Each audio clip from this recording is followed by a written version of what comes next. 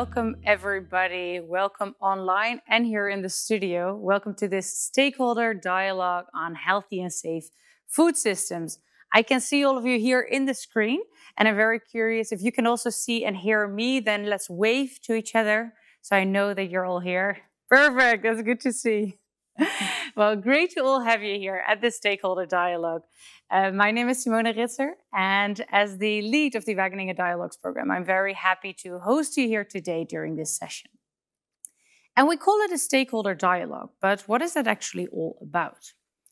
You're about to listen to some of our stakeholders and one of our own VERB professors to tell you something about the future visions for a healthy and safe food system.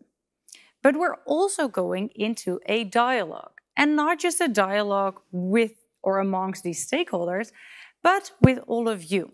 So it's going to be a very interactive session. And in this session, we're going to explore the different pathways towards that envisioned future, but also to explore more what knowledge is needed to really head and get to that future vision. And I say we're going to explore pathways as a plural, because there is not one solution or one direction to go. But we're going to explore all these different pathways, and we're going to see how we can connect to each other to really get there.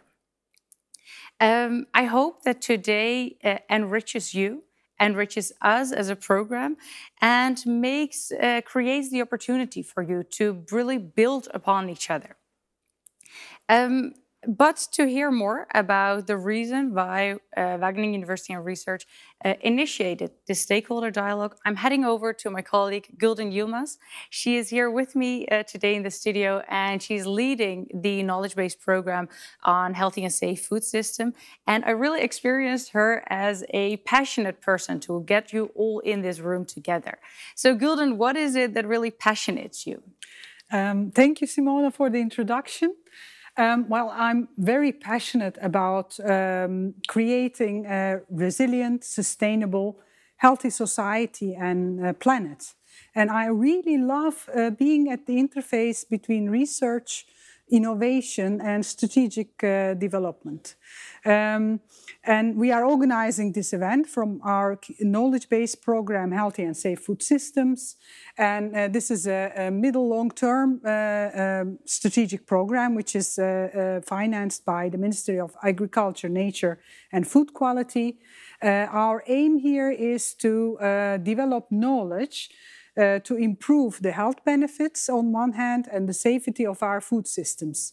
And we do this by considering all the different aspects and taking into account the complexity of it and all the related sustainability issues. So today we wanted to bring all the game changers together, and I'm very happy that there are so many to think along with us to shape the future. Okay, well, thank you very much. And you heard it, game changers, that's what you all are.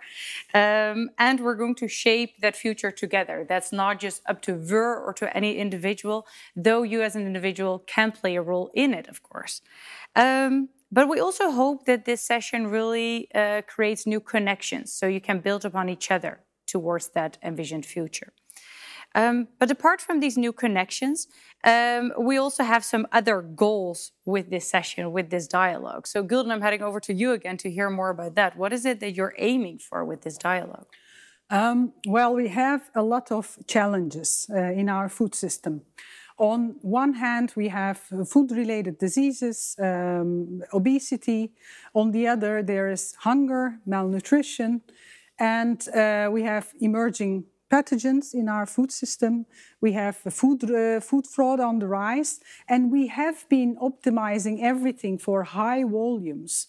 We've been optimizing for cheap calories. The way we produce and consume food is not really sustainable, and it's damaging not only to us but also for the planet. So these are very grand challenges and very complex, and we need solutions, but the solutions will not be so straightforward. We need to act actually collectively, so that we can take into account all the different perspectives and think of new ways of finding solutions towards the future. And that is also about today. We want to take a first step in engaging with each other so that we can join forces to tackle these challenges. Of course, we will need to formulate a vision, a common vision, that we will all be very excited to live up to and explore what knowledge is needed to get there. And that is when Wageningen University and research and this program comes into play. But now I want to wish everybody a nice afternoon, and I hope you will be enjoying this afternoon, but also getting inspired and excited about it just as much as we are. Okay, right? Well, that's great to hear. I'm very excited as well. This is just the studio that we're in. We're here just with the two of us, but everybody else is joining us online, both you as participants, but also our speakers. Well, we're getting too used to it, to being online, but still that we hope that it triggers you, that it excites you as much as it excites us here on location. So indeed, as you said, what we're going to do today is we're going to explore what kind of future we're looking for, but we're also especially going to see or to explore what knowledge is needed to get there. In the back of the screen, you already saw that a visionary with the SDGs in the bottom, and these are some of the shared future challenges, of course, that we're aiming for. So we hope that these can lay at the basis, but especially that you can then further explore what knowledge is needed to really reach that and to explore together what excites you about these different challenges. So what we're going to do now, in the next coming hour, we're going to listen to 5 different pitches on future visions by different stakeholders and, as I said, one of our work professors. Then a short break will follow, after which we will break up into different subgroups to reflect on these different pitches and to look forward what knowledge is indeed needed to get to these future visions.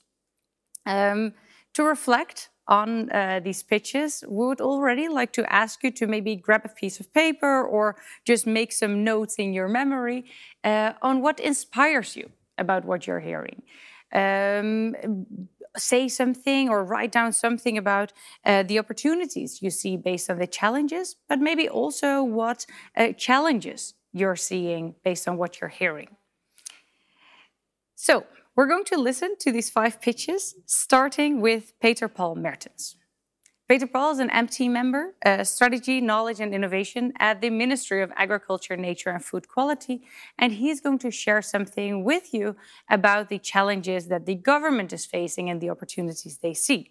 And to checking all the technicalities, I'm checking in with Peter Paul. Are you here with us? Can you hear me? Just to see, Peter Paul, I can see you. Can you also see us and let us know if you're with us? Yes, I can hear you. I hope you can see me and hear me. Perfect. Everything is going well, and I hand the floor over to you. Well, thank you very much, and also very nice to be here.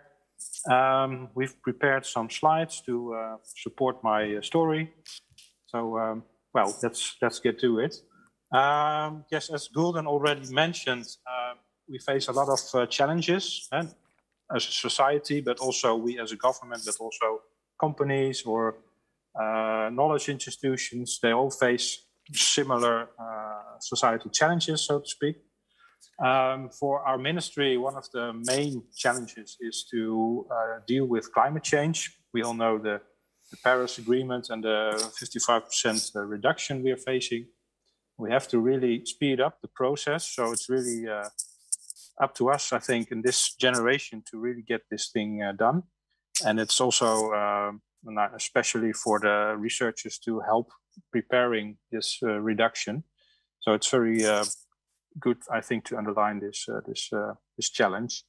There also is the challenge of the environmental pollution and biodiversity, which is under threat. Also, the world population. I think many of you do know that since 1990, I think since 1991, about 75% of the pollinators have disappeared in Germany. And Germany is very similar to the Netherlands. So that probably also goes for the Netherlands. We are doing some extra research on that to see how it's going in the Netherlands and what we can do about it. But that's also one of the main big issues. Also, population, about 800 million persons are malnourished, according to the FAO. And about 1 billion suffer from malnutrition due to lack of vitamins or minerals. So that's also a very big issue also for us. And also I think we as Netherlands can contribute greatly to that challenge. Then there's also the point of over-consuming. We have a lot of obese people. In 1990, we had about 1 out of 3 people were obese, whereas now we have 1 out of 2. So that's really a serious stat. So there's a lot of challenges and in the system. And well, we as a government, we are trying to deal with this. And our ministry, the ministry where I'm speaking from, the Ministry of Agriculture, thinks that there is a solution to this, and that's the switch to more circular agriculture, which you see on the right part of the slide. Maybe we can go to the next slide to take you through this. Thank you. Well, as you can see, we have the old system, the linear economy, where there's a lot of loss. If you see all the steps from the production on the farm to the food processing to the consumption, and eventually to the waste, you see in every step we are wasting nutrients, we are wasting energy on the farm, we are wasting food during the processing, also energy, and also by consumption we throw away a lot of food. So in all these steps I think we can win, and so therefore it's very good to see what we can do to make the system linear. There's things like intercropping, crop rotation, specialized fertilizer application strategies, but also animal feeding and bedding strategies. So eventually that's the switch we want to make to the circular economy. And the question is always on which level can we make the circle as low as possible. That's not always possible and not always efficient. So a good step could be to try and make the whole of Europe more circular. So that's about how we think we can be dealing with these great challenges, and that's also the vision of our ministry at the moment. And eventually, this will also influence the soil microbiome, also on animal and human microbiome. So that's also a big challenge, I think, to make this system work, because eventually we need healthy soil, we need healthy microbiomes to support this and to maintain it. But also when reusing different kinds of products and waste, there also can be safety issues. So that's also something we have to look very clearly at. So the story is not finished yet. This is a nice movement, but we have to look at all the risks and also the opportunities that are going with it. Well, maybe we can go to the next slide then to see where, from a point of view of the knowledge development, what we think is needed. Because as we always say, the good knowledge of today is the solution of tomorrow, or the sustainability and healthy food of tomorrow. So what's important, we think, is to look at upfront risk assessment. If you're starting research, it's always good to think ahead on what risks you can come across. For example, if you try to use waste, you can always look at the losses and how it will interfere with other processes. Also, we think collaboration with all stakeholders is very important. I think we work a lot in the golden triangle, as we call it, but sometimes we also call it the platinum quarter. to work really with all parties involved, from knowledge institutions to farmers to groups to schools, to really make things work. And we really believe in this approach to really make it work. And also the integrality of research is very important, especially for the food domain, because everything is connected with everything. If you, for instance, if you want to introduce a new form of protein, for instance, seaweed, you have to look at different aspects of this. So you have to look at the aspect of is it safe? Is it can we produce it in an efficient way? Is it economically feasible? But also, will the consumer finally accept it? So there's different kinds and different views on how to make this work, and you have to combine all these views and perspectives and disciplines of science, for instance, to make it really work. So we really believe in this, and we think it's really important, and we want to facilitate this as much as possible. Finally, and especially not at the least, we think independent research is at the cradle of all this, because without independent research, it's very hard to make steps forward, we think. Recently, our former Minister of Finance, Wouter Bos, he also said that public finance is always followed by private finance. So we have to make, as a government, we have to make the first step to make sure that the rest is able to follow and will follow. Not that we are the leaders, because we want to do it together with the people and all the stakeholders. But it's clearly that there's a clear task for government to set the first step. So this is my last point, I think, and well, I'm looking forward to the rest of the discussion. So maybe you can take over now. Thank you very much. Thank you very much, Peter Paul Mertens. So for those of you who just checked in, this was Peter Paul Mertens from the Ministry of Agriculture, Nature and Food Quality, sharing with you something about the challenges and also the opportunities that he foresees for this healthy and safe food system that we're aiming for. So he's challenging us to think more circular, but also to collaborate with all these different stakeholders. And I hope and I imagine that Unilever is one of these stakeholders collaborating on these on these current challenges. And therefore, we're heading to our next speaker, Amelia Jarman.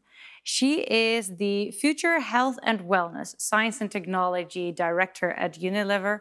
And with her team, she is developing that knowledge or that scientific support for Unilever to commit to their nutrition standards, both for the health and well-being of people, but also the well-being of our planet. Amelia, I'm getting over to you. Can you let us know if you're with us? Yeah, hi, can you hear me okay?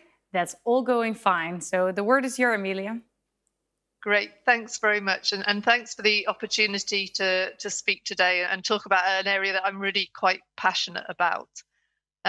So really what I want to talk to you today about is our view of and thinking about what future sustainability is going to mean through the lens of people and planet. So if you want to move to the next slide. So really, the winning businesses of tomorrow are going to be those that anticipate and respond to the huge changes that we're seeing that are shaping people's lives across the world and also reduce the climate impact. I think the current pandemic has amplified already latent shifts in what consumers and customers are looking for. As a company, we're responding to this through further accelerating our transition towards making sustainable living commonplace. And we're doing this through our brands with purpose that are a force for good, are powered by innovation that's delivered through science and technology and also partnerships. And by taking care of our people will take care of the business. Next slide, please. So as Unilever, we set 10 years ago some really bold commitments called our Unilever Sustainable Living Plan, really leading the way for companies to do that. And as those have come to their end, we've set our new set of commitments which we call the Compass. And these are really to address what we see as the three key pillars, which are planet, people, and society. So for planet, it's about fighting climate change, protecting and regenerating nature to preserve resources for future generations. For people, it's about providing hygiene, nutrition, and well-being. And for society, it's about helping to build a more equitable and inclusive society by raising living standards across our value chain, creating opportunities through inclusivity, and preparing people for the future of work. And underneath these bold commitments as a company as a whole, each of our divisions have their own commitments, which for foods and refreshment is obviously around the food system. Next slide, please. So I'm sure you're all with me when I say that it's time to act to address the issues with the current food system. The current food system is too unbalanced, it's too wasteful, and it's too vulnerable. As we've already heard, there are already around 2 billion people overweight globally, while nearly 1 billion people are going to bed hungry. While alongside this, a third of all food produced is either lost or wasted. So producing and consuming food is exhausting the Earth's resources and fueling climate change. At the same time, things like the COVID pandemic currently is reminding us all of the importance of a resilient food supply chain. And so it's clear that nothing less than a transformation is needed. It's no longer enough to just do no harm. We all need to step up and move faster. And none of us can do this alone. We need to do it together. Next slide, please. And actually, what I'd like to do now, rather than listen to me, is to show you a short video, which hopefully brings this to life.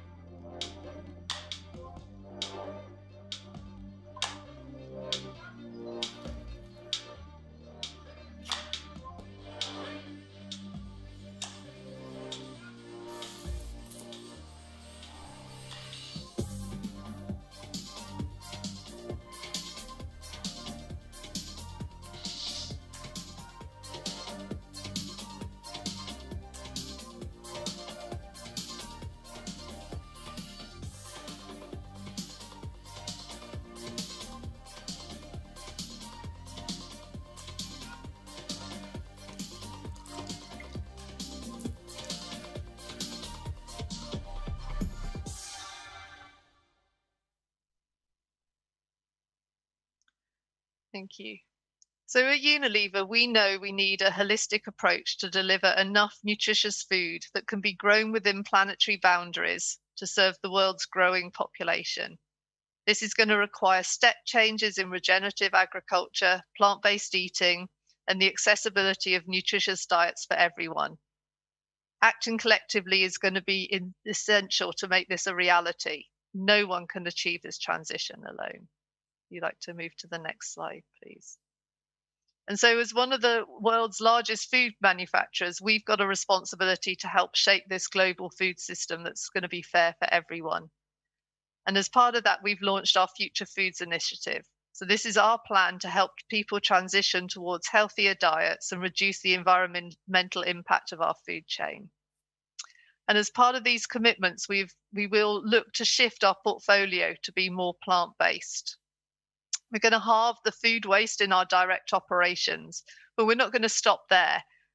We have, for instance, our behaviour change programmes to help more people waste less, such as hopefully you've seen with the currently successful campaign from Hellmann's. We're also going to double the number of products that deliver positive nutrition, with products that provide meaningful levels of fruits, vegetables, whole grains, and micronutrients. And alongside this, obviously, we will continue to drive down the levels of salt, sugar, and calories. Next slide, please.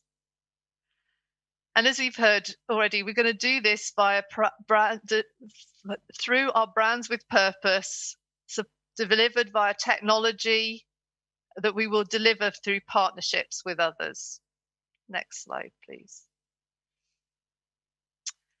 And I think this whole shift to recognizing that as nobody can do it on their own and the need to work through ecosystems is one of the biggest shifts that we've seen in recent times from big companies such as Unilever and others. And we really have this sort of view that if we think that we can do it alone, then we really aren't thinking big enough. And that applies to all of our innovation strategy. And it's really important that when we're working in these ecosystems, that it's really driven for our purpose and it's a true co-creation with trust and transparency from all involved. Next slide.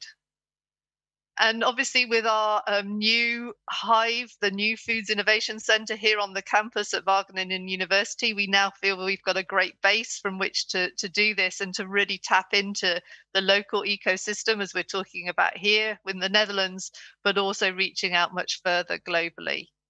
And next slide. And this is just an example of some of the partnerships where we're already demonstrating the sort of shared success across some of these big pillars that you've heard us talk about.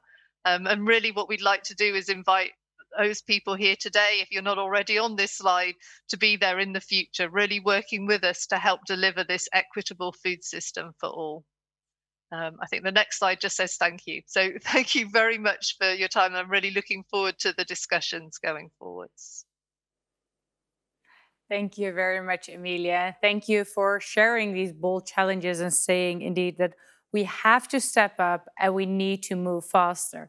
And I hope that with your presentation, people are encouraged to indeed move faster and collaborate to do that. And of course, multinationals like Unilever play a role in that, but also all different other parties do so. Our next speaker used to work at a multinational, but then changed the course of his life to start Ancora Health.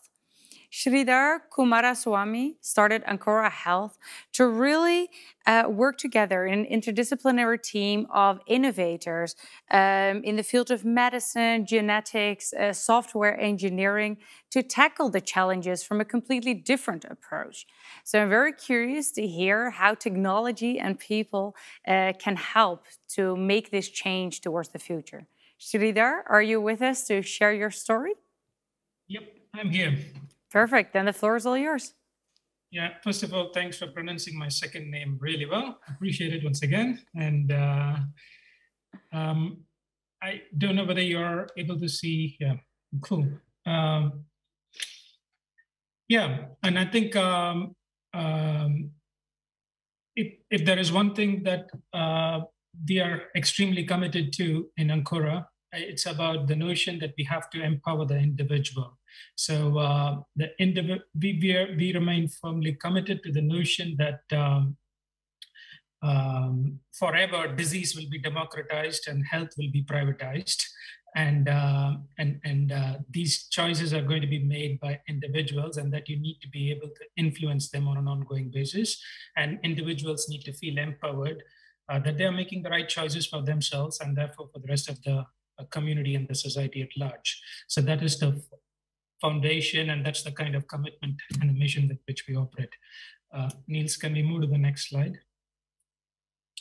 I'm not here with a vision with regards to what the future of food system needs to be. So to actually borrow a movie dialogue, I'm a man more in search of a vision. Okay, so as opposed to coming here with definitive thoughts and ideas, what I can share with you, and I want to be a bit of an agent provocateur here, what have we learned? What have I personally learned transitioning from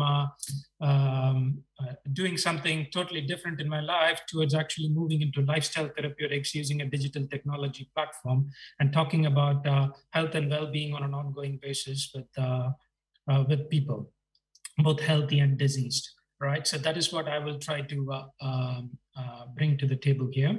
So one thing I just once again want to reiterate is if it is possible for us to actually think effectively how to leverage the notion of individual choice. We all know that people are boundedly rational. We all carry our cognitive biases, and this kind of bounded rationality and cognitive biases have been systematically used and misused by everybody in the society towards serving certain ends.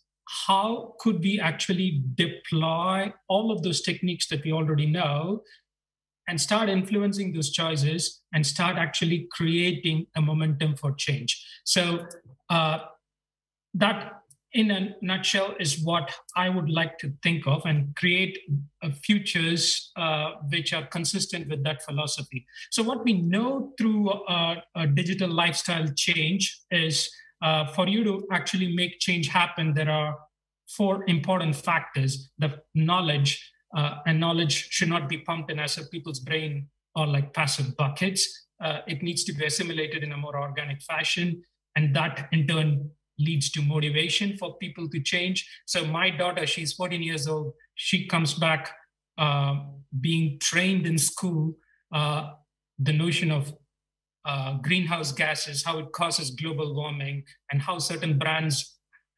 are worthwhile consuming, and how certain brands are supposed to be avoided. This is a sensitization which has happened in society based on knowledge that's actually being fed into the population in a rather organic manner right from the cradle. So I think it taught me something. So a 13-year-old girl that talks so eloquently about planetary impact knows so little about her own health and what is good for her from the standpoint of food intake.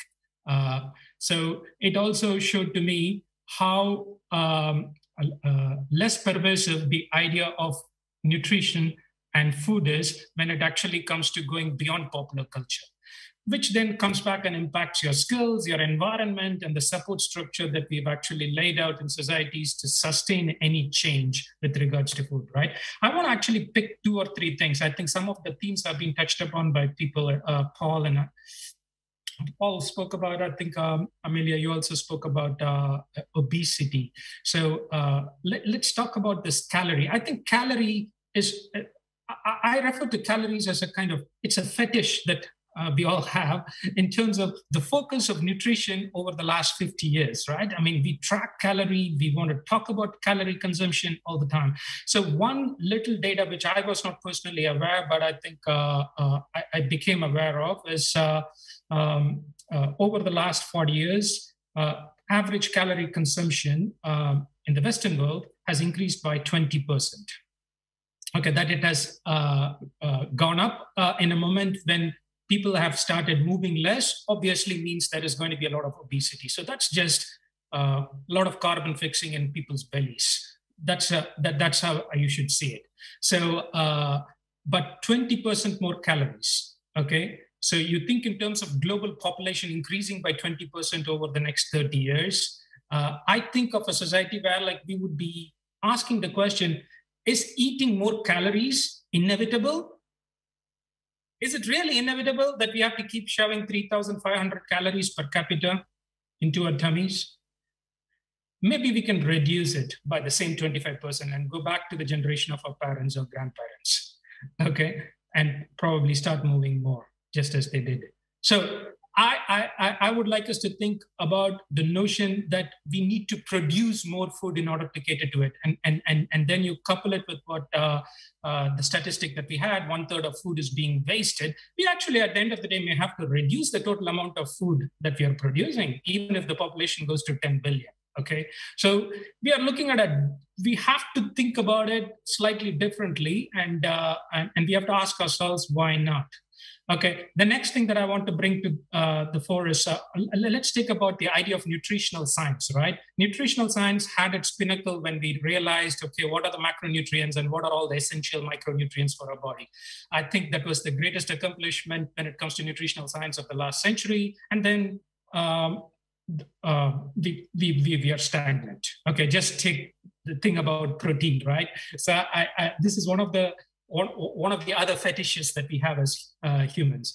And I think if you think in terms of what is the right level of protein, you have a formal declaration on packagings and every other place, 0.8 grams per kilogram of weight. And then there is the theoretical maximum of 2 grams per kilogram of weight. And anything in between will do. Okay? It's simply not good enough. It's simply not good enough. Okay? And there is a lot at stake here. And as you would imagine, a lot of studies are being funded by a specific industry, vested interested groups. Okay, we spoke about, I think Paul spoke about the importance of independent research. Where is independent research here? Why are all the recommendations that we are getting based on nitrogen balance studies and done in a few laboratories way back in 1980s? You know, and are the recommendations that we are making good enough for people like us? Just going on with our lives in a normal way, where the recommendation is to move 150 minutes with moderate intensity. That's the formal guideline that we actually have. So what is the level of protein? Which then brings me to other questions, right? Just think about the other nutrition and other nutritional battles. We think in terms of inflammation, omega-3. Everywhere you think about these kind of challenges, it is just left open. It's just a fish market, literally. Everybody goes in, wages a war, money gets thrown in, and yeah, I think it's a kind of when you let profit maximizing firms and utility maximizing customers, we know efficiency and effectiveness is not always the outcome. This is a mess that needs to be addressed. The last point, and I think that also is very interestingly leads to the point, like I think animal analogs, plant-based replacement for animal food potentially could work. I think even as a protein substitute or as and when you process it more, even from a taste standpoint. But I think I recently came across a research proposal from Wageningen, which was very interesting, which made me think: are we actually avoiding the devil and falling into the deep blue sea? Okay, so when you actually do this energy guzzling, salt-infused, micronutrient depleted plant analogs, substitutes for animal food, is that really a substitute? And then there is this theme of microbiome. What does it actually do to your gut microbiome? We have no freaking clue. Okay, so we need to be able to better reconcile our own individual needs to the needs of the planet. Niels, maybe you can go to the next slide. I want to just finish off. I have 20 seconds left. Hey, I think I found this beautiful picture, and there are more beautiful pictures about the how chaotic and complex the food system is and how it is related to other equally chaotic and complex systems. But all that I do know is being an engineer and having read chaos theory once upon a time in my life, I do know that a butterfly flapping its wings can cause a tornado elsewhere. And 60% of consumption choices that actually determines the economic value of all the output on the face of this planet is done by individuals. Each of that is a butterfly. And the question would be, what can we do systematically to keep these butterflies flapping their wings over the next decade to change this? I will leave you guys with that thought. Thank you. No, thank you very much, Kedar. And well, I like to see myself as a butterfly then. And indeed, we need to reconcile our needs, let's say. So let's start indeed by doing that as individuals, being part of that system, but also looking at us at an individual level indeed. Thank you very much for these inspiring words. And I hope that it really inspired everybody here in the room to rethink indeed their own role within this system. And I hope that it brought some challenges along and that you see some opportunities. So as I said in the beginning, don't forget to write down the challenges and opportunities you're hearing based on these stories to reflect upon that in the second part of this session. To move forward, we're going to Marcel van Haren.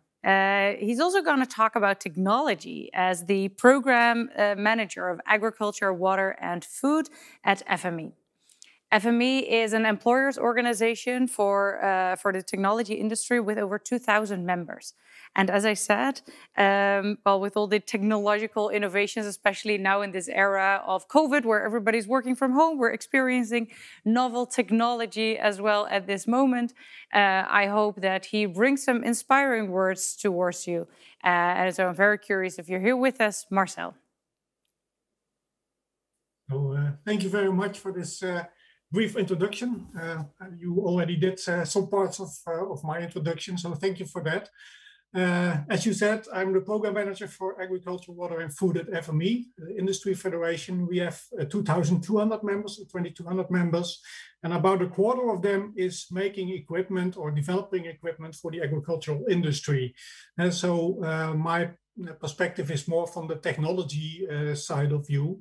But my message is not to sell technology as the goal, but to sell technology as a part of the solution, as a helpful tool, to say so. Because I don't think the goal is to have more technology into our food system, but to have a food system that is able to copy nature as good as possible, because food is an important part for us.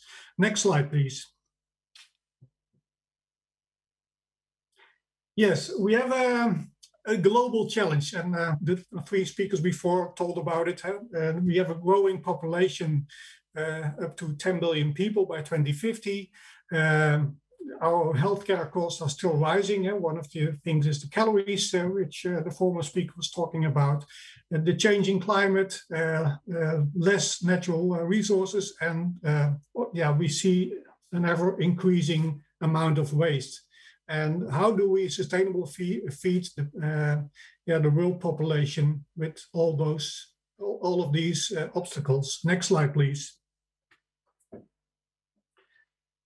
And I want to ask you to think about what if we increase our health and reduce disease through food? And when consumers appreciate food and food waste is no more, and the disconnect between farmer and consumers is reduced. Imagine farmers grow for yield and nutrition, sustainability, circular agriculture, and profitability. That's a perspective. And we are able to create a local wealth, employment for feeding the world with healthy and sustainable food. That's another perspective than the reality of today. Next slide, please. And there is a societal business case connected to it. Because if we look at our still growing amount of healthcare spendings in our society, and 100 billion is the amount for the Netherlands, but worldwide it's much more, of course. Food is also, one of, I won't say a medicine, but it's helping to have a better life, to live more healthy. And if we are able to reduce the cost of our healthcare spendings and at the same time increase the value added and the sustainability of the food and farming industry, I think we have a societal business case that is good for everybody, because we are looking at the farmers at this point with an ever decreasing income. They struggle how to run the company, how to run the farm. And on the other side, we see all the problems we have with our healthcare system and the ever-rising cost of that. Next slide, please. So if we look to some history, I would say the food evolution, we started in the 19th century basically using technology to take care of our basic food safety. Industrialization of product manufacturing and agriculture. A lot of mechanization is happening in that time. There was almost no focus on other issues like, let's say, the nutrition or the calorie or that kind of things. But it was the first start of using technology, more technology into our food system. The last century, the focus was more on basic nutrition to extend shelf life. What we saw is a globalization of brands and also the globalization of supply chains. The use of GMOs, not so sustainable agriculture, I would say. And we see some downsides of it now. But also at the same time, the globalization of obesity and diabetes, because I think that's one of the things happening from our food system of the last century. It was focusing on calorie security, but not on nutrition security. And if we look at the point where we are now, where we are already working on for a decade, I would say, it's that we have a focus on the food 3.0 system, precision nutrition, so more focusing on food for health, safe and clean food ingredients, supply chain integrity, and also traceability. Sustainable agricultural production. The Ministry of Agriculture also talked about it, but also at the same time, not only calorie and perhaps less calorie focus and more nutritional security. At the same time, decreased food waste and a connected farmers and consumers, because they are now not very connected anymore. Next slide, please. So, and if we look at our future food system, let's start with the why, because I think food is not only connected with our own well-being and health, and that's one of the focus points, but also food is taking care of our societal health. So it's bringing people together. It's also a social part of it. And of course, food is also having impact on our sustainability. So the meal of the future should take care of those three main topics, I think. And what should we do then? What should we do? I think with the ever-growing number of people living on this planet, we should copy nature as good as possible. And technology can be of help for this. It can be helping us. And then if we know how nature works, how the impact of food on our health is, we can produce our food in a more, I would say, controlled environment-like way. So we know what plants, what animals need, and if we make it a controlled environment system, so copy nature as good as possible, because if you compare people running a farm, or if you can use technology to do it in a more sustainable way, then it's more secure to use the technology part, because humans can make mistakes or can perhaps do some fraud and that kind of things. So a more controlled environment way of producing on the farm, in the greenhouse, but also in the factory with less energy use, and also with a focus on connected supply chain, in which we use as much as possible locally produced food, and some things we have to get from other parts of the world. And in that way, we think that we can go for zero waste, more tasty and nutritious food, and an ever improving and learning system. So how can we achieve this? Because I think many of the components are already there. If you look to the technology industry, many technology solutions are there, but they are not integrated into one solution. So the recipe, we should work on the recipe. I think it's great work for research and industry together, putting all those components together and create solutions that make this more controlled environment way of growing and producing our food possible. But on the other hand, we also need a policy created by our government together with the industry, together with the research. And there will be a need for some leadership, preferable with the carrot, but sometimes to use the stick to put people and industry forward. And in order to build this industry of the future, there will also be need for a healthy mix of funding. In the beginning, more from the government, in the end, more from industry, in order to make this future food system possible. So that's not focusing exactly on all the technology aspects, but I think controlled environment, IT, data, but also the technology to make sustainable way of food will be the components of the future. So that's it for me. Thank you very much. Yeah, thank you very much, Marcel, for sharing these insights with us. And I thought of the golden circle of Simon Sinek when you were sharing that, like the why, the how, and the what, and starting indeed with the why, and why are we doing this? And that technology is not the aim in itself, but a mean to get there. So I hope that this also inspired you. It triggered something within me, at least.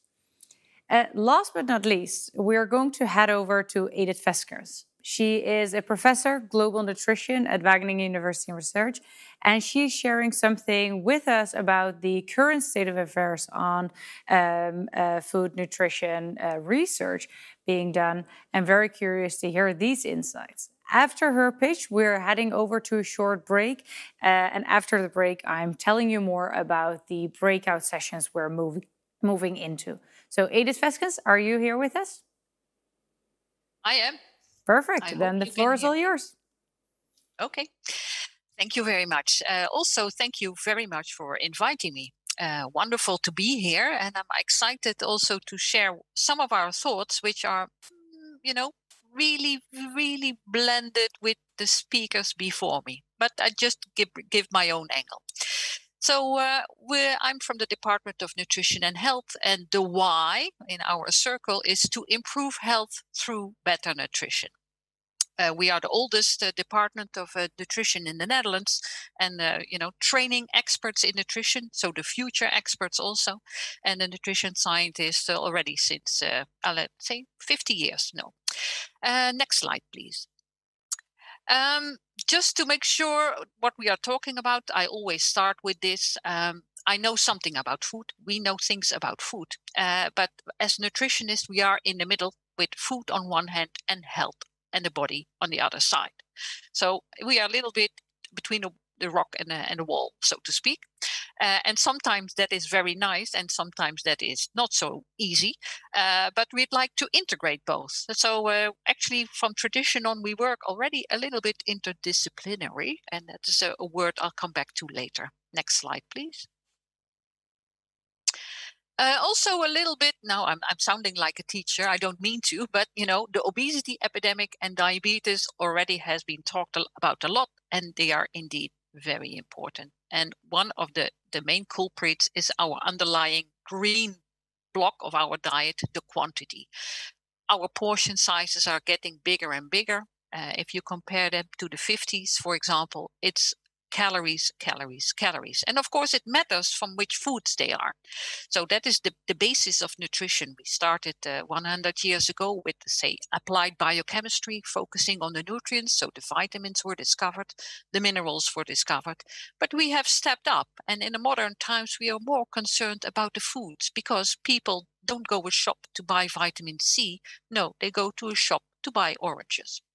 And then now in the newest developments on the highest stair, you can see here we are worried and thinking more about dietary patterns, because people don't tend to eat foods in isolation. They have them in meals, they have them in daily or weekly or annually patterns. For example, the Mediterranean dietary pattern nowadays, very famous and palatable, but also very, scientifically proven to be of help and to prevent, for example, the onset of coronary heart disease. So I'd like to make a plea for looking more at synergy of the different types of foods in addition to the nutrients. But let also not forget that we think we know about nutrients, but what about the bioactives, the polyphenols present in our diet? There's a lot of stuff in our foods which we even haven't been measuring and even don't know what stuffs or metabolites they are, but we eat them all day. Very exciting. Next slide, please. So where are we? This guy looks like a butterfly, but obviously he's not the weight of a butterfly. But when he is moving either to the left or to the right, he's making the difficult choices we are facing now as consumers. Do we lean to the left? Very palatable, but also energy dense.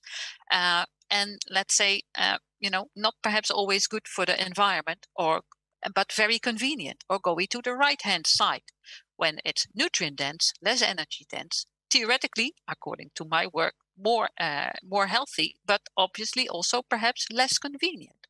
Next slide, please.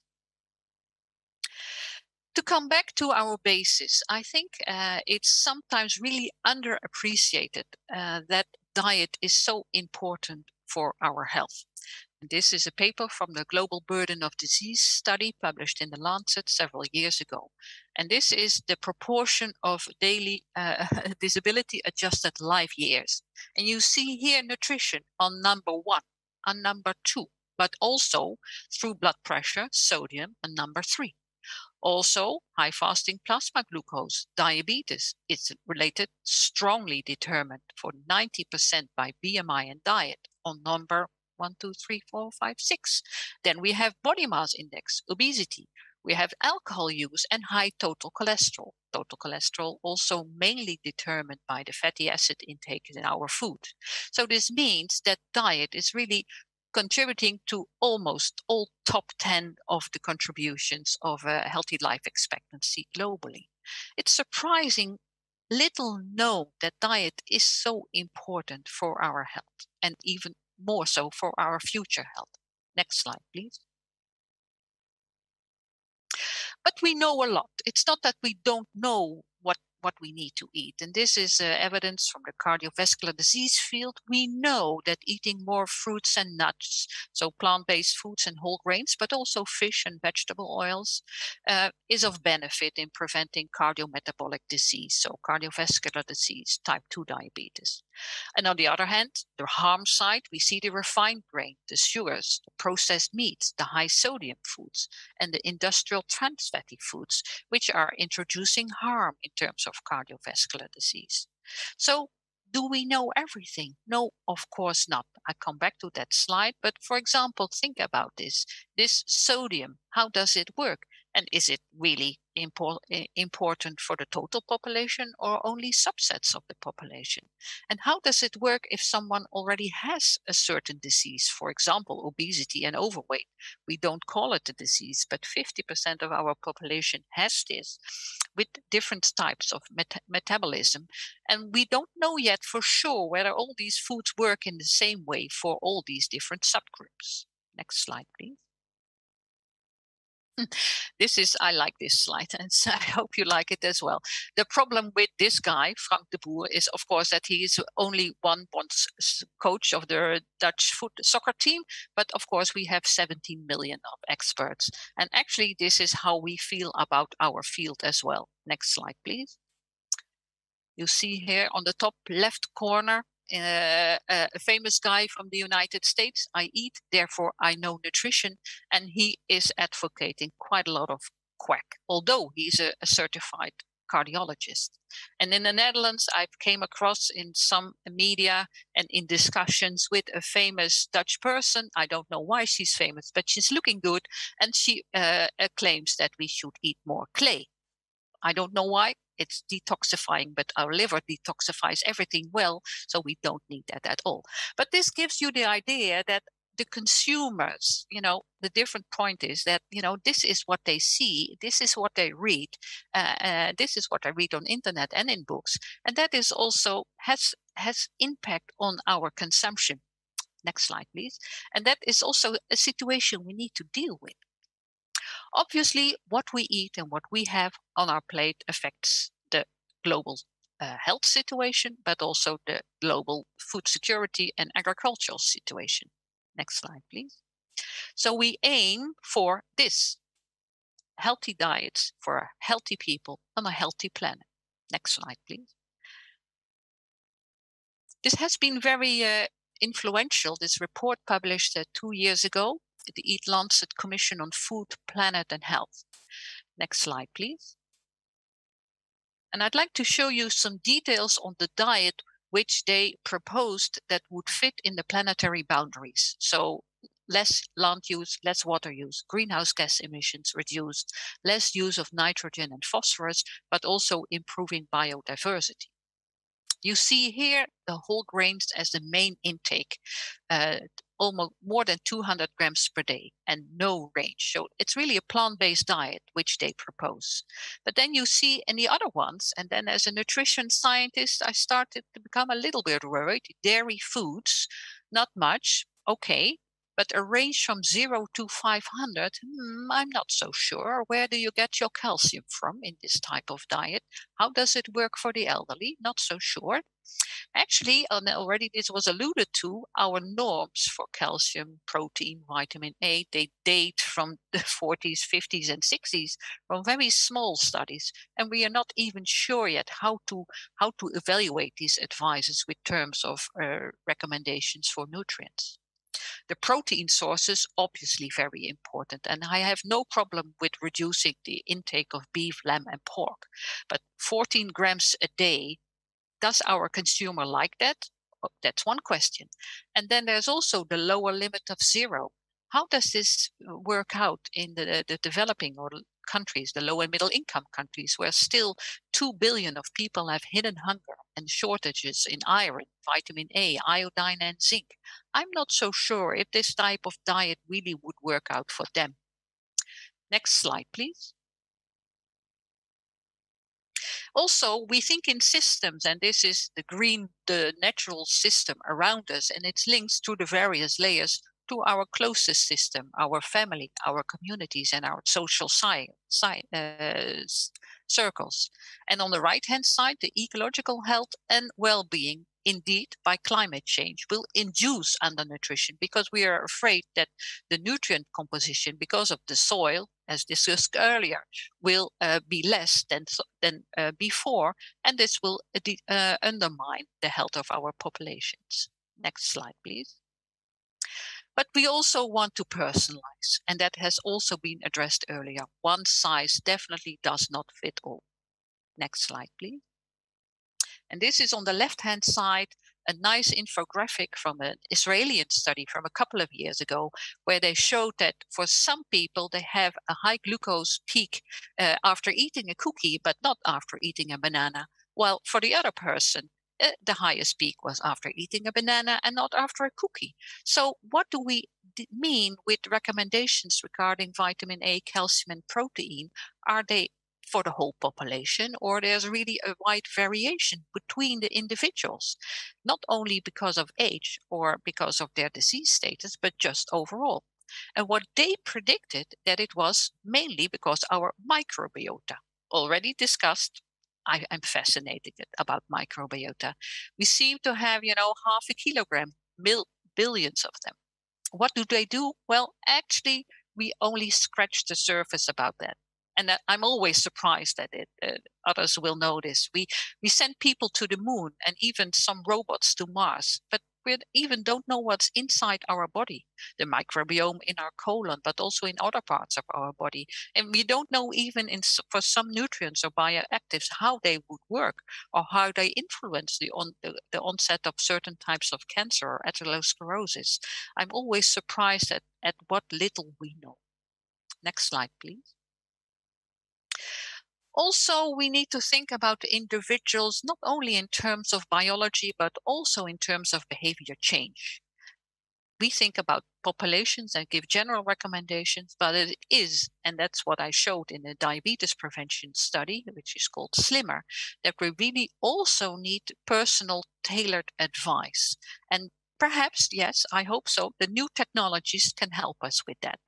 But we also need to take care of, on the graph on the bottom right-hand corner, of people which have their mind already full with problems. And then I mean the people of the lower socioeconomic positions. They are worried about their, let's say, finances, their income. They have a lot of stress. And we know now from scientific studies that if you deal with a lot of these stressors, you don't care so much about your eating behavior. You just grab what is convenient. Convenience and palatability in such situations is much more important, and we should not forget that. Next slide, please. COVID has been a terrible disaster, but the only positive thing I can say is that it really has shown the world that we should pay more attention to nutritional status. Next slide, please. Yeah, can I ask you, Edith, to start to round off, please? I can go to the final slide. Perfect, thank you very much. No problem there, no problem there. Yes, this one, because I'd like to summarize everything. Indeed, in our food systems, we both need to look at population perspective, at personalized perspectives, and at the environment. But what I'd like to also make a plea is to make this system thinking, which was already alluded to by Marcel, and link it not only from the agricultural system, but also to the healthcare sectors. I make the link there. Otherwise, we are losing a battle, I'm afraid. And finally, this interdisciplinary, I'd like to transform that to transdisciplinary, because we not only need the consumer, but also the patients and the farmers there as well, to really co-create the future food system. And, we need to do this soon. Thank you very much. And I'm sorry to keep you away so long. No worry, Edith. Thank you very much for sharing all of this with us. It was very inspiring to listen to, and also nice that you are making these linkages also with the stories told before by the other speakers. So thank you for that story. But thank you. But we're rounding off because we're heading over towards the break. We want to give you a short break, let's say 10 minutes, so we will be back at 15:20. And then I will tell you a little bit more about what we're heading towards, because then the true interactive part of this session starts, where you will not only reflect on what you've been hearing now, but you will be especially looking forward to explore what knowledge is needed. When you registered, you indicated which subtopics you found most interesting, and we made subgroups based on all of these indications.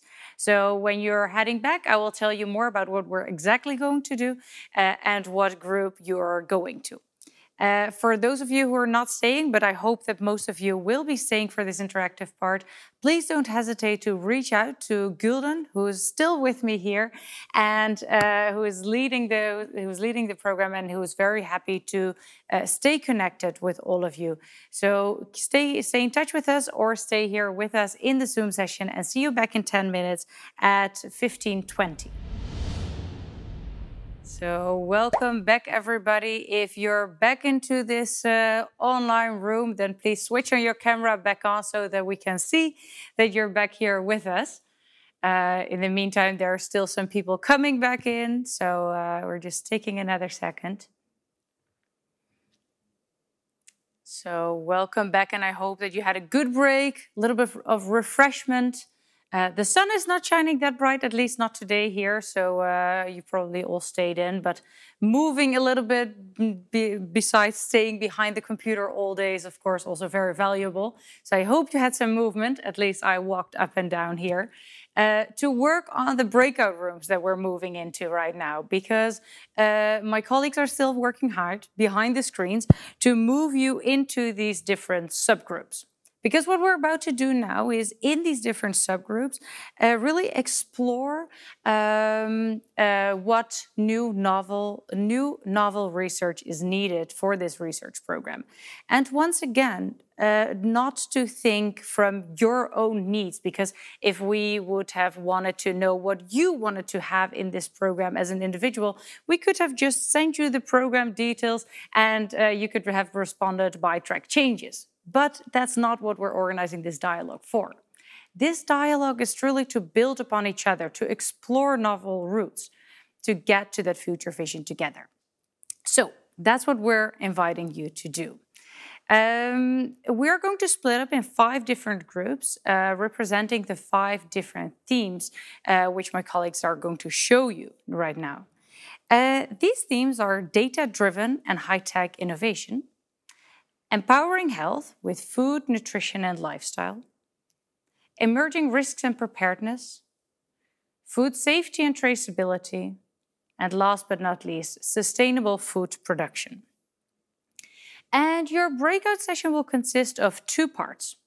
The first part, your facilitator will ask you to introduce yourself to each other, after which you're going to look back on the different pitches that you've been listening to and reflect a bit on what it was that inspired you, what challenges you saw emerging, but also maybe which other trends they didn't touch upon, which are important when we're heading towards the future.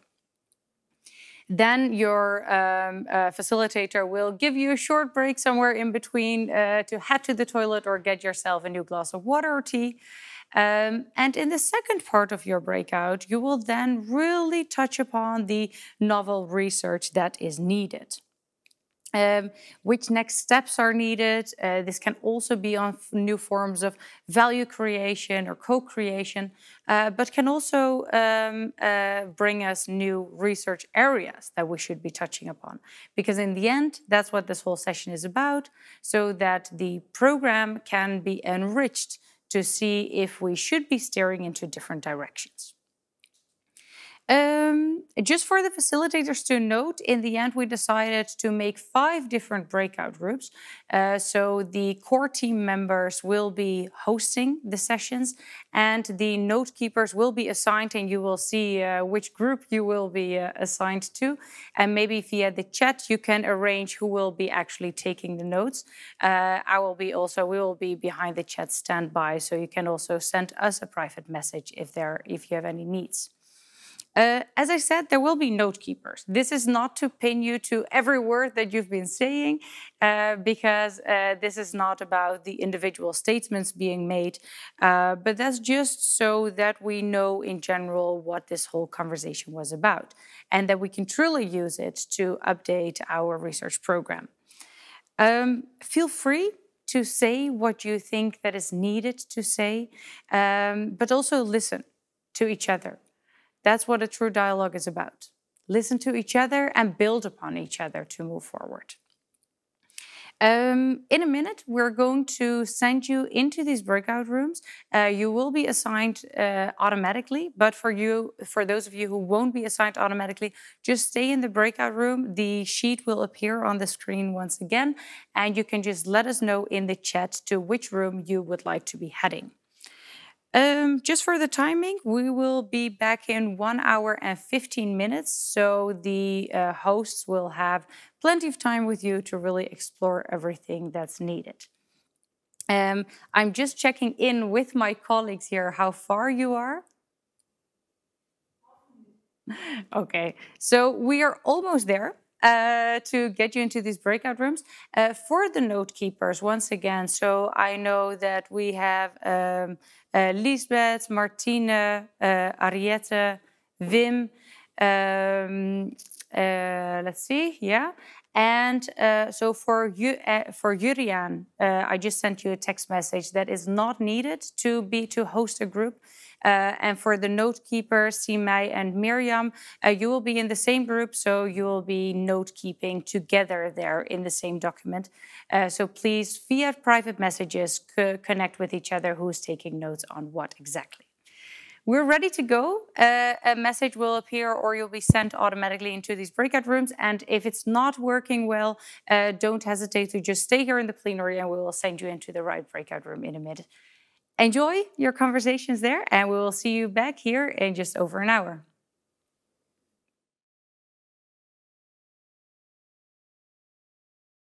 So welcome back. I see everybody being teleported back into this main room. So welcome to all of you here.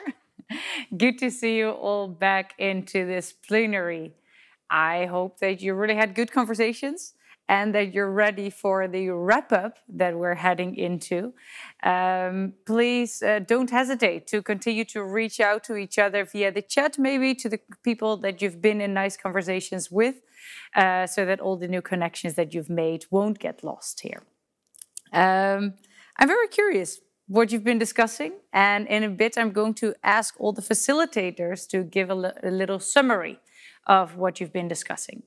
In this wrap-up phase of the session, we're going to look back on what you've been discussing, but also looking forward to really what it is, what next steps we can take within this research program, but also hear maybe from you what steps you can be taking.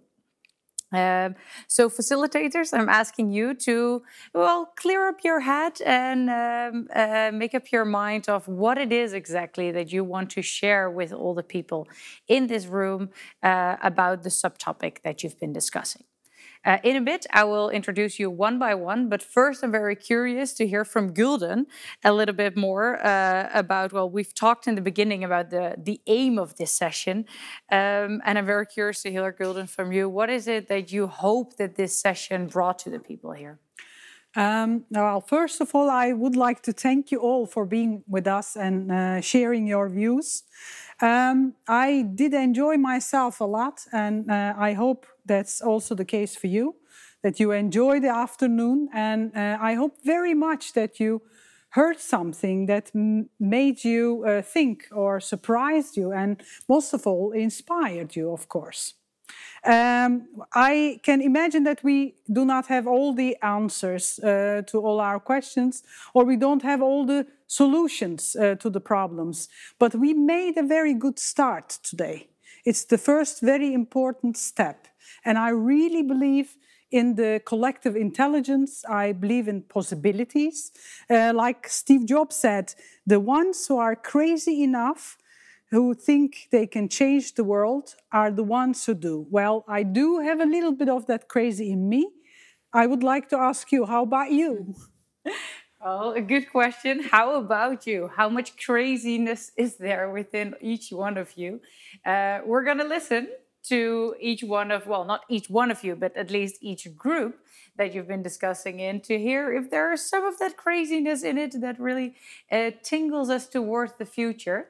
And first of all, I would like to listen to Liesbeth Luijendijk. She was hosting the group on data-driven and high-tech innovations. And I'm very curious to hear something about the main challenges that you saw or the novel research opportunities that you've been discussing. And to touch upon that, could you all, for each facilitator, give a brief summary of, let's say, max 2 minutes, and share with the rest of the group what you've been discussing. So Liesbeth, can you let us know if you're present with us? Yes, I'm present. Super, then the floor is yours. Okay, thank you. Well, when you think about digital technologies or data-driven and high-tech, of course, we have been discussing some novel fields, some technologies, like novel diagnostics in new food processing processes for alternative proteins, for example. We have been discussing potential there, or other personalized, non-invasive devices to measure other biomarkers than DNA or blood glucose to give people a personalized dietary advice. So we have been discussing new technologies, but we were quite down to earth because we think our group thought the challenge is really in how can we implement novel things with what the technologies that are already there.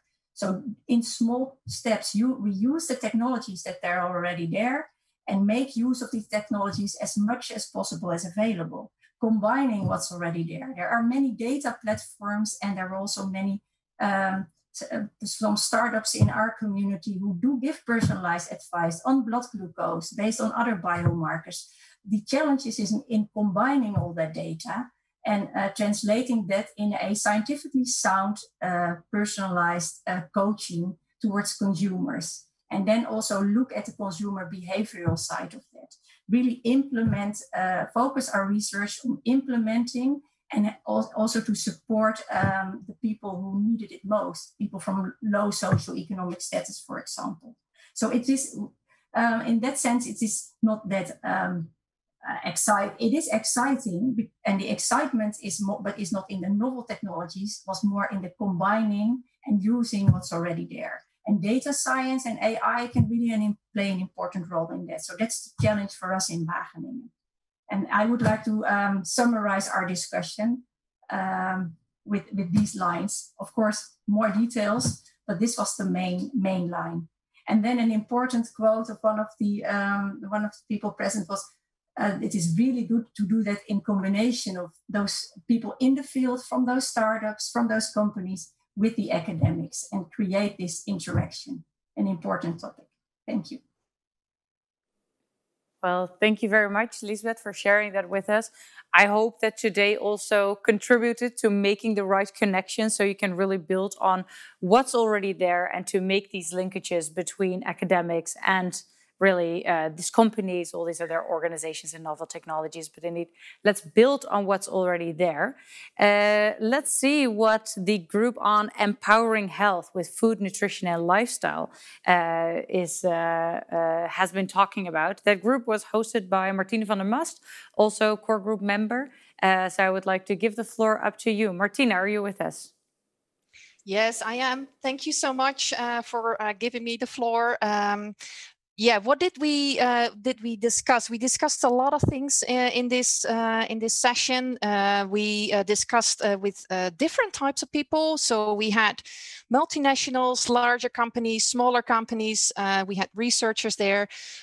We had lots of really nice and open discussions. The opportunities that we see is that we see an urgent need for change, and but we also realize that there is a lack of trust when it comes to nutrition education. And there was one slide that Edith showed in the plenary sessions that there are so many people who think they know a lot about nutrition, and they all have their own opinion, but at the same time there's a realization about the lack of trust.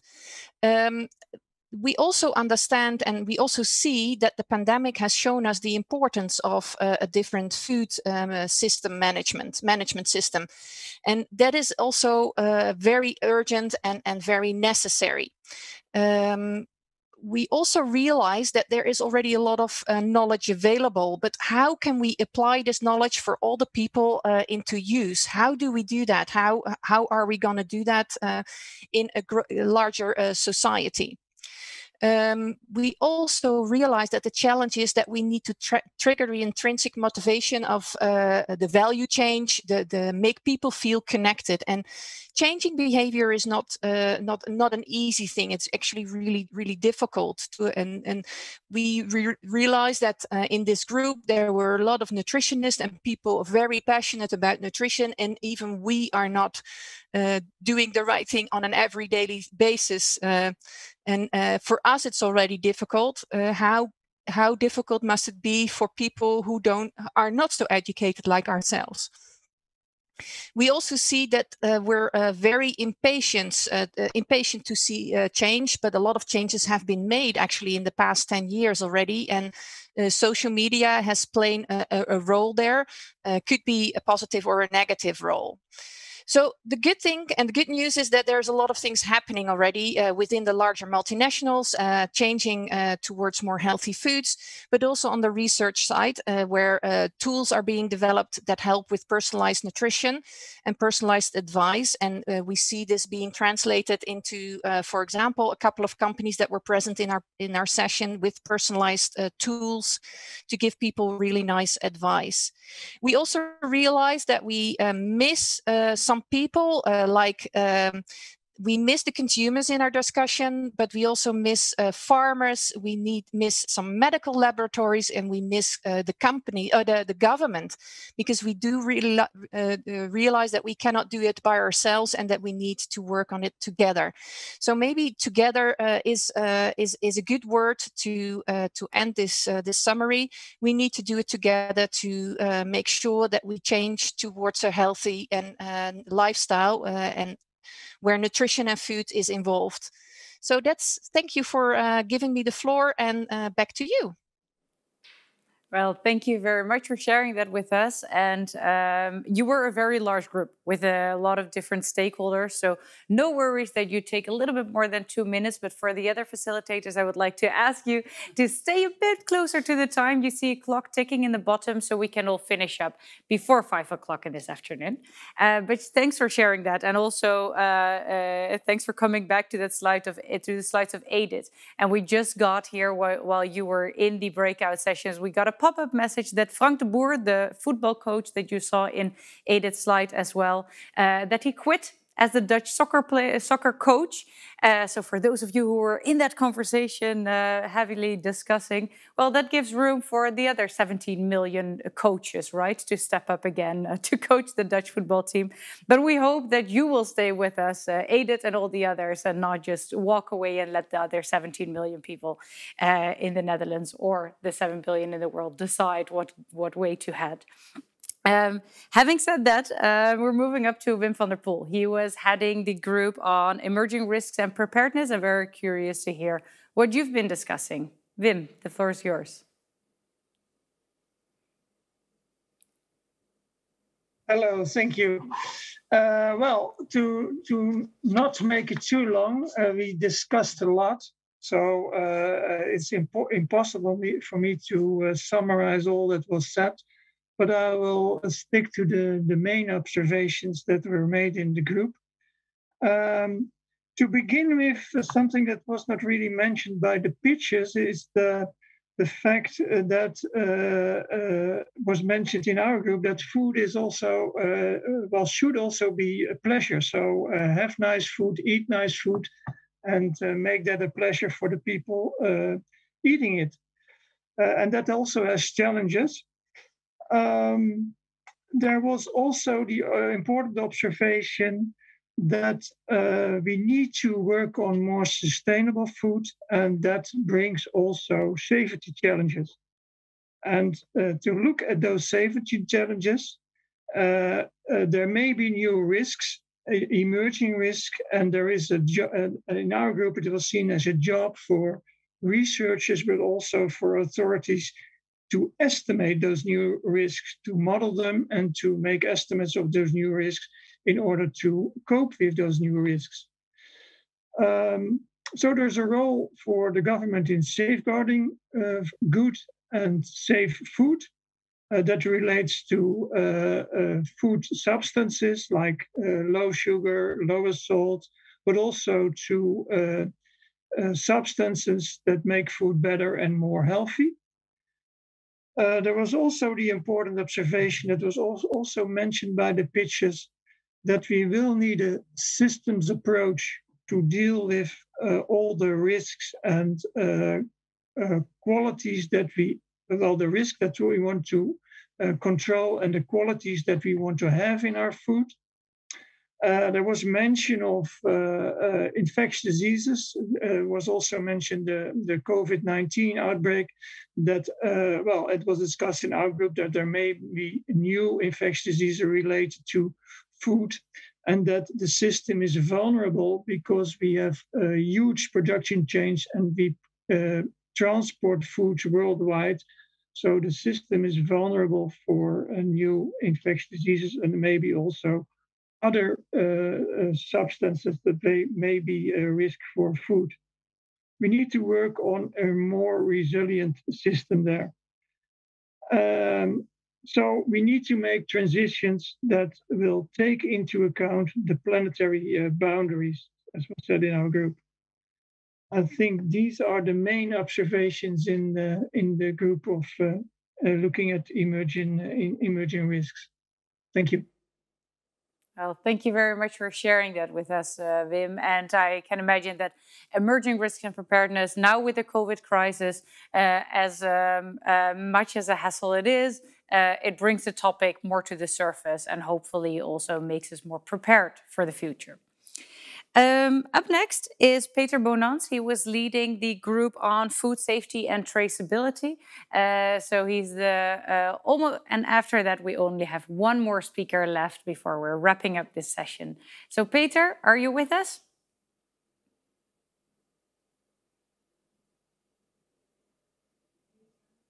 I cannot hear you yet, Peter. Yeah, unmuted now. Yes, okay, perfect. The floor is yours, okay. Peter. I was leading the team food safety and traceability, and most of the people, we were with 10 people, mostly, let's say, not from the industry, but they liked the different pitches and looking at a different perspective from the different pitches. Risk assessment was meant as very important, but the main focus of the pitches was focusing on health and technological solutions and maybe not on safety. So we addressed more the safety issues of food and addressing this food safety along the whole production chain. I think it's worthwhile to mention that new research is needed to look to, okay, if we are producing more in a circular way, if we are producing more nature inclusive, then we should look at, okay, what kind of risk are there in these different food commodities, and looking at different substances, different organisms, and also looking at the expiry date of all these different food products. That was an issue which was addressed, and especially also which was mentioned is the education. Most of, let's say, there were a couple of students included in the group, and they were addressing that children don't know where and how food is produced, how the hygiene should be, let's say, elaborated, etc., and how we should focus on these issues in more detail. Also, on a technological view, let's say the on-site testing throughout the whole production chain was mentioned, so that consumers, if they want, can test on-site on food health issues. What also was an important issue is that when looking at the information on food safety and health, where can I find reliable information on food health issue? So we should, let's say, pay attention to this information, let's say, information needs, and then the good information. About traceability, one short word, let's say the blockchain was mentioned, that maybe that could be elaborated more on the traceability of food, that blockchain technology could be used more in this aspect. I think I addressed all issues for this moment. Thank you, Simone. Thank you very much for sharing that with us. And not reflecting on that, but directly heading towards our last facilitator of today, which is Ariette Matser, who hosted the group on sustainable food production. So last but not least, the floor is for you, Ariette. Thank you, Simone. In our group, we discussed indeed sustainable food production, but we also made it broader to include all the aspects. And what we liked very much of the pitches of this afternoon was that food system thinking, that you need all partners, all the entire food system. But we also addressed that we must not forget the individuals, and the consumer is very important.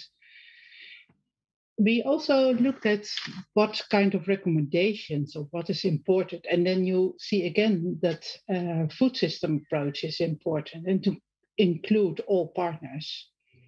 But also look at inequalities between consumers, how to address all groups. And it is not only to have sustainable food products in a supermarket, but it's also on the environment and how to make sure that people will consume indeed these products. But what I like very much is that you have to evaluate. It is not only on thinking about new interventions, what can we do to improve sustainable food production, but to really also evaluate if it is working. And for that, you often need a longer period than the standard period of a research project of a couple of years. But we also discussed that, like nutrition labeling, it would be nice to also have sustainability labeling. And that also links to the policy as a part of the food system, what is important to have sustainable food production. And what was nice, to my opinion also, that we also addressed some very specific topics. The role of water as a food, what we consume, but also the role in the food production. The role of the microbiome, which is important, and can we use microbes? So different aspects were addressed, and they link also to the other presentations. So I would like to thank all members of the group for their inspiring contributions, and I will give the floor back to Simone. Well, thank you for sharing, Ariette, and what I heard both within your presentation, but also with the summaries of the others, that it's not just on developing new technologies or getting novel insights just on the production side, but also on the consumer and looking at that individual level. Well, having said that, I'm heading back over to Gulden because I'm very curious. You've been discussing all of this now, but what's next? What's the follow-up going to be like? The most important follow-up is to combine all this information and summarize what has been discussed in the different sessions to be able to share it with the rest of the group. That's an important step, and we don't want this to be a one-time event. So we will be coming back to you with thematic sessions after the summer. And our game changers will be invited, but we are looking into also broadening this group a little bit more to be able to go more into detail and to be able to be more inclusive. Furthermore, we're going to look at the direction where our program is headed, and we would like to use this information that we have gathered also to enrich our program. That's also very important. And I would like to just remind you all that you shouldn't hesitate to get into touch with us because we want to be connected. We think that the only way that we can make this change is if we work together. And we're just hoping that you will join us for the ride. Yeah, well, yes. A nice invitation, and I hope that you take up this invitation indeed to join us along this ride. We're going to round off here. We want to thank all of you for their contributions, both the speakers, the facilitators, the note keepers, but especially you as participants who contributed to this dialogue with all your insights. But we hope you also got enriched by everything that has been said by others, and that you also have some inspiring ideas on what next steps to take.